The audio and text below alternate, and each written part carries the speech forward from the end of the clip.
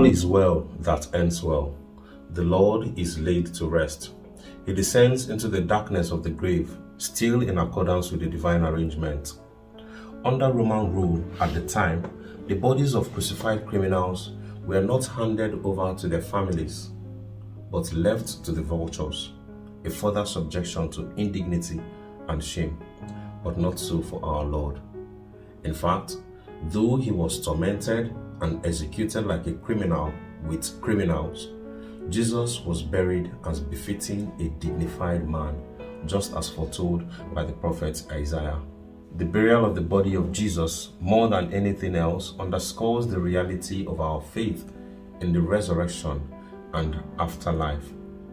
He did tell his disciples that as Jonah was in the belly of the huge fish for 3 days and 3 nights, so the Son of Man will be in the belly of the earth for 3 days and 3 nights.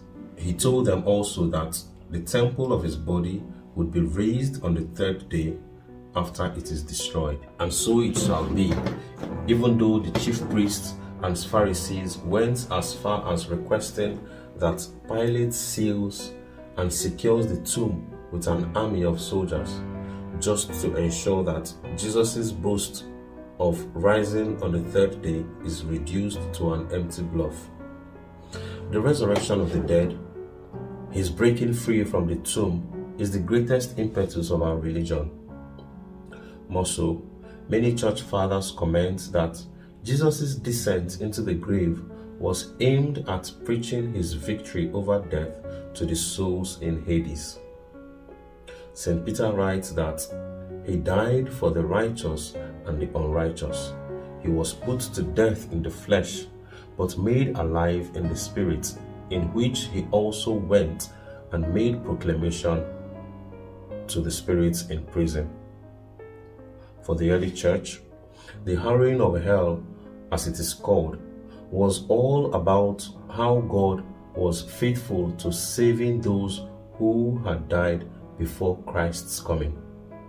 It was about God's undying affection and will to rescue his fallen people. Jesus died not just for God's people on earth after his coming. The atonement of the cross is big enough for everyone in God's story.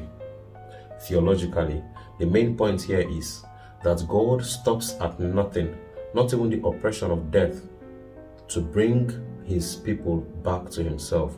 Christ's harrowing of the limbo tells us that God has not and does not forget the dead. He remembers his own who have fallen, and he is faithful to bring them back home.